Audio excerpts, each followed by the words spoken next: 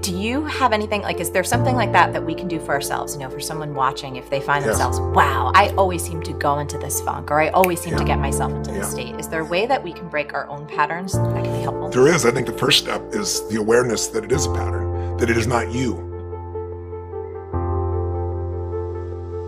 It's really hard to change yourself. It's easy to change a pattern.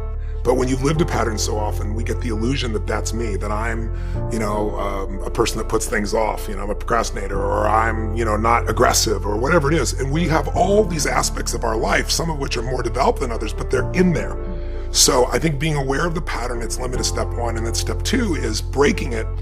But people can break their pattern easily. They just don't, not only because they're in it, but because most people have never decided to say, I'm not going to tolerate this in myself anymore. So awareness is step one. Step two is raising the standard and going, this just isn't me. This is not what I stand for. This is not good for my kids. This is not good for my husband or wife. This is not good for the world. It's not good for me. And then putting a line in the sand that says, this ends here now. And then how to break your pattern. There's a million ways to break your pattern. I mean, all lasting change happens in an altered state. See, most of us think of hypnosis, like people say, you can't hypnotize me, and they're usually in a trance when they're telling me that. I don't hypnotize anybody, I de-hypnotize them. We've been hypnotized by our culture to settle for things. We've been hypnotized by our past to think of ourselves as being limited when we're not. And so what I really try to do is I alter people's state, because in an altered state, you'll do it. Just knowing, most of us know what doesn't work and what works. Most of us know when we're screwing up. Most of us know what we should do, but we don't do it. And the reason is because in that state of mind, you're not going to. If you want, I can go on a rant on what is my highest level mission right now. Yes, please. Okay. So for decades, my obsession has been, what makes the difference in people, right? Why do some people, you give them everything, love, joy, tremendous education, economic well-being, and they end up going in and out of rehab all day long? How many actors, actresses, wealthy people have you seen do this? It's sad. And then there are people that life has just beat the hell out of, right? People have gone through physical abuse, sexual abuse, emotional, spiritual abuse. And many of those people, rather than being broken, become so hungry, so driven, because they don't want anybody else to experience that. I'm an example of that they become masterful in things, right? But along the way, I was like, okay, so what am I really about? I said, my real mission is to help people get what they really want.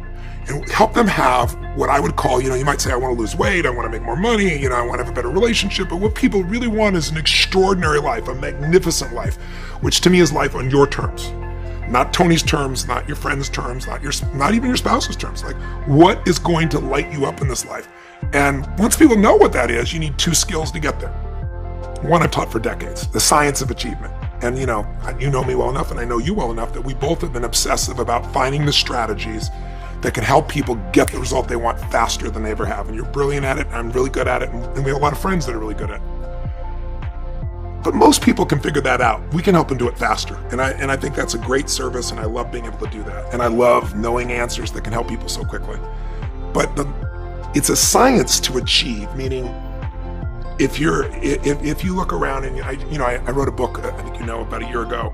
I spent 4 years on it, and I wanted to answer the question, how do I help people financially in a world where most people are suffering, especially with the markets in turmoil? And I thought, I don't have those answers. I have some answers. The people with the best answers, the ones you should go. If you want to achieve something, find somebody getting the result you want and model them. Success leaves clues. Go find out, right? My original teacher, Jim Rohn, taught me that. I never forgot it. So I went out and interviewed 50 of the smartest financial people in the world. Everybody from Warren Buffett, Carl Icahn, and I found the common patterns. If you live by these patterns, you'll have more than enough money. You may not be a billionaire, but you'll have more than enough money. If you violate these rules, the science, you're going to have too much month at the end of the money. You're going to be stressed out. Same thing with your body. We're all biochemically unique, but there are rules you and I both know scientifically that if we violate them, our energy drops. If we align, and we're going to have disease, if we align with them, high energy. So that's the science of achievement. Get there quicker. How do you do it? One, obsess about what you want, right? Focus on it continuously. Have so much emotion about it that you take massive action. Keep changing your approach. Model somebody really great. And then with some grace, take some grace too. Yep. Some call it luck. Some call it God. If you do the first 3 steps, that 4th step usually kicks you over. But the more important lesson, and the one that I'm obsessed by getting into people's minds, I really appreciate me planting the seed with everybody. The one that'll change your life more is the art of fulfillment. And say the art of fulfillment because what will turn you on, excite you, fulfill you is going to be different than this man here who I know is your friend behind the camera and this beautiful lady here. It doesn't matter how close we all still are fulfilled by slightly different things. And so, what I really want is I believe that success without fulfillment is the ultimate failure. And I really want people to be fulfilled even more so because billionaires, that sounds ridiculous, but they're a dime a dozen. That's an exaggeration, meaning lots of people become billionaires. What's a hell of a lot more rare is someone who loves life every single day and stays happy when it doesn't go their way. There's nothing worse than an angry rich man, an angry rich woman. You want to slap them. It's like they have every benefit in life, but that's what the human mind does. The human brain is 2 million years old, and this is not designed to make you happy. It's designed to make you survive. And survival, it does it by fear. So what the brain does is looks for, what do I need to fight or flight from? And so it's always looking for what's wrong. And our minds can take us over unless your heart is what's running you. So what I try to do is show people how to shift that. Achievers don't think they have fear. Yeah. I've shared with you before, like stress is the achiever word for fear. I'm never fearful, I'm just stressed. Well, if I follow your stress, it'll take me to your fear. So what I found is I suffered because suffering, there's only 2 states you can live in, 2 types. Beautiful states of being. Happiness would be one. But if you just try to be happy all the time, it's not real, right? If some people smile so much their face hurts. It's a beautiful thing, but our nervous system needs variety in our nervous system. So think of it this way. Beautiful states could be awe.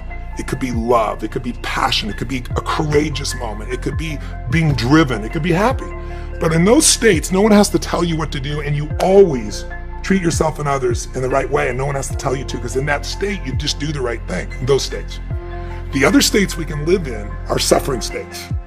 And I have a good friend named Krishnaji. I was in India with him. We were having a discussion. He goes, you talk about peak states and, lousy states. He goes, I look at those as suffering and beautiful states. And I was like, so suffering would be frustration, anger, overwhelm, stress, worry, loneliness, depression. There's a range of them. And I wasn't depressed, but I'd be, of course, pissed off or frustrated, overwhelmed at times. And that's part of life. Right. Here's what I believe today. That's not part of life. That's the mind.